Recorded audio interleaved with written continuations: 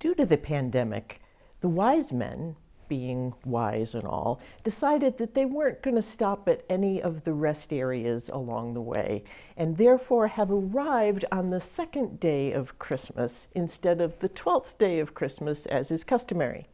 So along with your 2 turtle doves today, you're going to get an extra helping of gold, frankincense, and myrrh. To paraphrase another wise man, Epiphany is never late, nor is it early. It arrives precisely when it means to. That would be today. Epiphany actually falls on January 6th, the 12th day of Christmas, and the day we commonly remember the arrival of the wise men in Bethlehem. And actually, they probably weren't in Bethlehem because it was probably a couple of years later and probably up in Nazareth, but that's how the story goes. In my Baptist church growing up, I had no clue that there was any kind of actual celebration of Epiphany until college, when I spent a January in Germany. In Germany and in some other countries, Epiphany is a big event. Children dress up as kings and travel from door to door, much as we do on Halloween, only instead of demanding something for themselves, they collect money for the poor, remembering that the wise men brought gifts to the Christ child. Seeing those German children out in their costumes collecting for the poor started me wondering if I wasn't missing something with this Epiphany thing. Well, the more I looked into church history, the more I realized that I was actually missing a lot of things. Epiphany in the early church was one of 3 great feast days, second only to Easter in importance. Epiphany, Easter, and Pentecost. Those were the 3 big blowout feast days for the earliest Christians. Nobody even thought about celebrating Christmas until the 4th century. And as I've mentioned before, Advent wasn't added until a century after that, in the 5th century. So what's the deal? Or as one of my seminary professors used to ask, why doesn't anything epiph on Epiphany anymore? How come Epiphany used to be so important and it really doesn't seem so today, at least not here in the United States? Most know Epiphany is the day the wise men came. And that's right, partially. The word Epiphany means manifestation or revelation. The coming of the wise men is celebrated as the time that Jesus, as the Messiah, was revealed to the Gentiles.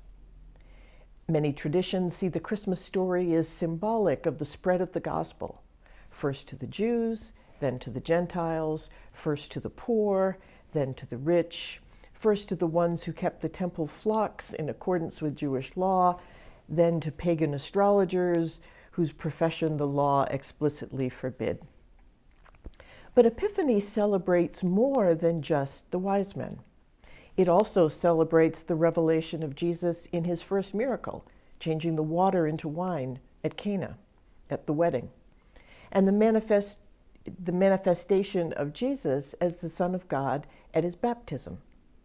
Those 3 things, the wise men, Cana, and Jesus' baptism, were all lumped together to symbolize the revelation of God in Jesus Christ, the Epiphany. Epiphany celebrates the first signs that God gave to the world of who Jesus was. And the point of celebrating it wasn't so much to remember history, but to be reminded that God appears, not just then, but also now, in places and in ways that we don't expect, that require a revelation of some kind. If God's presence was always obvious, no revelation would be necessary. We just see something and say, oh yeah, right, that's God. The focus of the early church on Epiphany was a way of reminding us to pay close attention, lest we miss the revelation of God in some place that we don't expect it, and probably especially in places that we don't expect it. Mother Teresa talked about God being revealed in what she called the the distressing disguise of the poor. Even the so-called wise men figured they only needed to find the palace to lay eyes on the baby king. That turned out not to be right. God is all around us, but in such unexpected places and people that we often need an epiphany, a revelation of some sort that opens our eyes to what it is we're really seeing. But once we spot it, once God has been made manifest to us, once we've been inside the stable, once we've seen our water turn to wine, once we've seen the dove descend and recognize the holy, we simply can't go back the way we came. We can't unsee what we have seen. We can't unlive the moment. Things must be different now. The same old way will not do. The wise men were warned in a dream not to go back to Herod, but to return home by a different road. There's a spiritual truth in that for us. To truly encounter the Word made flesh will turn us from our former way and lead us out by another road. Now, all of that sounds great until the practical implications of God roaming freely about the world, changing lives, starts to play itself out. One of the great scandals of this pandemic is that when churches had to close the doors to our buildings, people started discovering God in other places. And some of those places were very much not sanctioned by the institutional church. I mean, people started finding God in atheist nurses or out in the woods instead of in our lovely sanctuaries. People started to see God's face in migrant children and Muslim journalists.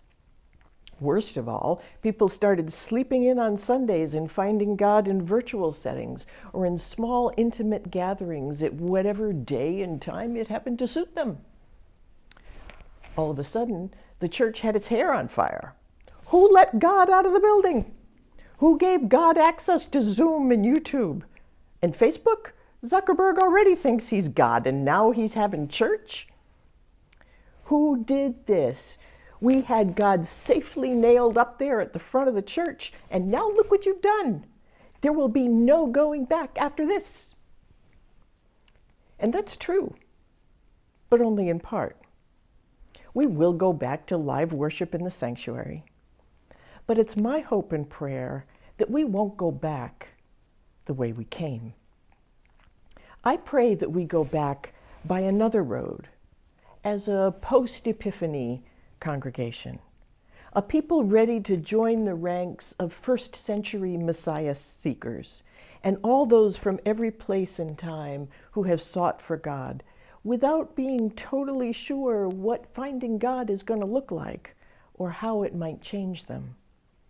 A people who have learned that God can and is revealed both inside and outside the church. A people who find ourselves eager to come in, to share how our own epiphanies have changed us, and then to go out and join in the hunt with everybody else for more.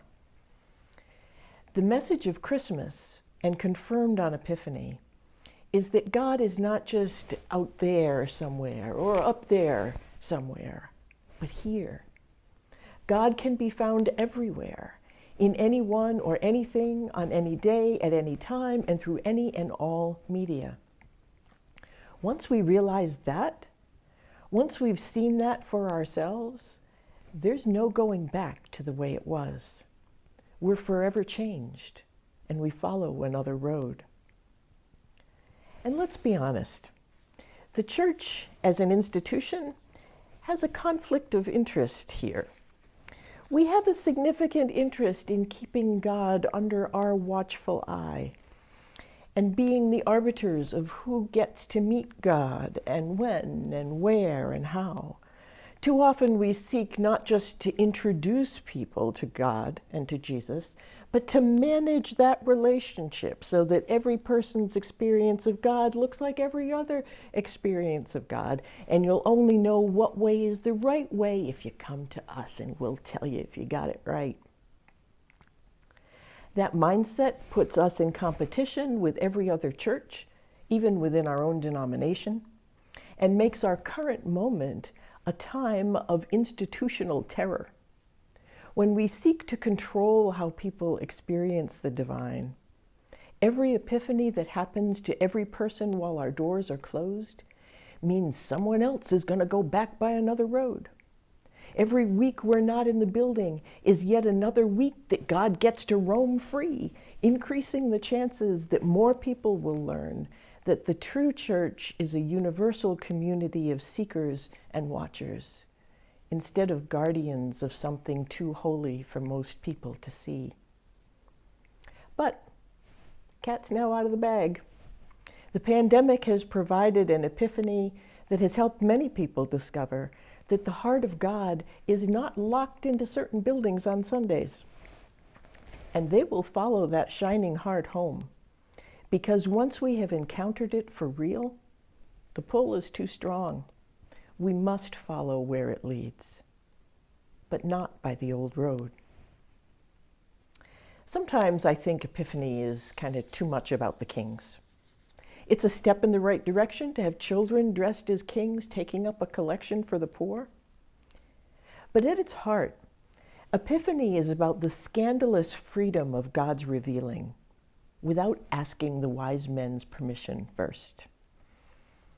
It's about something as universally available and uncontrollable as a star in the nighttime sky being allowed to reveal the presence of God. It's about miracles happening when the wedding guests are too drunk to notice. It's about a preacher in the wilderness being dumbfounded that God has come to him for baptism instead of the other way around.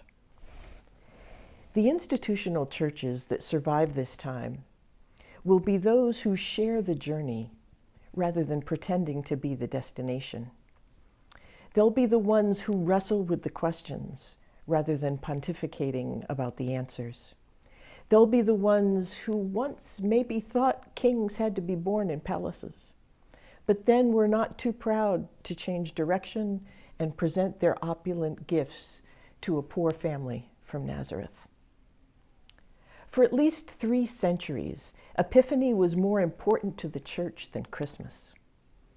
More important than Jesus being born was the revelation of who Jesus was, teaching a church that had to meet amidst the tombs out of fear for their lives how to recognize the face of Christ in unexpected people and places. Maybe it's time to revisit that tradition. Amen. We return to God a portion of what has been given to us for God's work in our shared ministry. Friends and members are asked to prayerfully consider giving in support of Crawford's ministries and operations. You can give electronically by clicking the button in the weekly messenger or on our website, or mail a check to 34 Dick Street, Winchester, Mass. 01890. And now you can also text CrawfordUMC to 44321. Thank you.